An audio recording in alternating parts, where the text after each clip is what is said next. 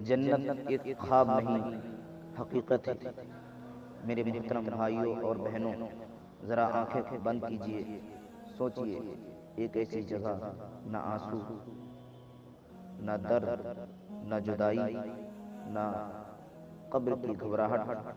یہ دنیا دھوکہ کا گھر ہے، مگر جنت ہمیشہ کی راحت ہے۔ دنیا کی تھکن، جنت کا سکون۔ کیا ہم اس دنیا میں تھکے نہیں؟ غم، بیماری، فقر، بے بسی، آنسو، ماں کی جدائی، باپ کی قبر، اپنوں کی بے وفائی۔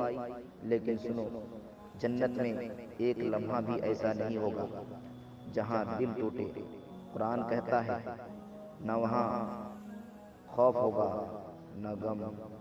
جنت کی نعمتیں الفاظ سے باہر۔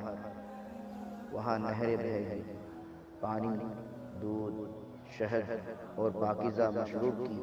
وہاں محل ہوں گے جن کی اینٹیں سونے اور چاندی کی ہوگی، لباس ریشم کے، بستر نرم، سایہ ہمیشہ۔ لیکن سنو، یہ سب سے بڑی نعمت نہیں، سب سے بڑی نعمت اللہ کا دیدار۔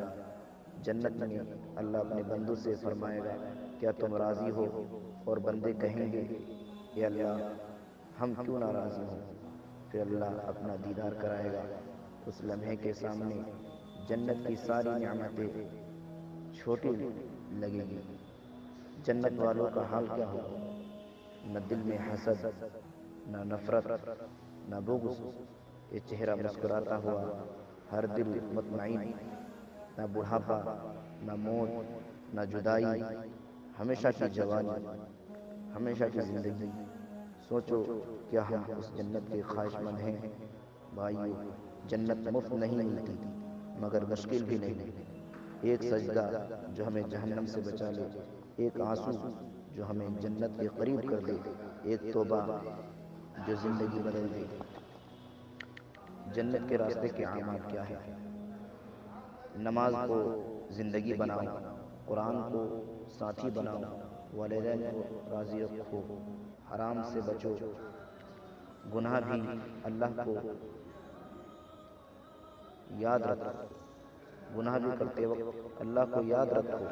اے اللہ، ہم کمزور ہیں، گنہگار ہیں، مگر تیرے در کے بھکاری ہیں۔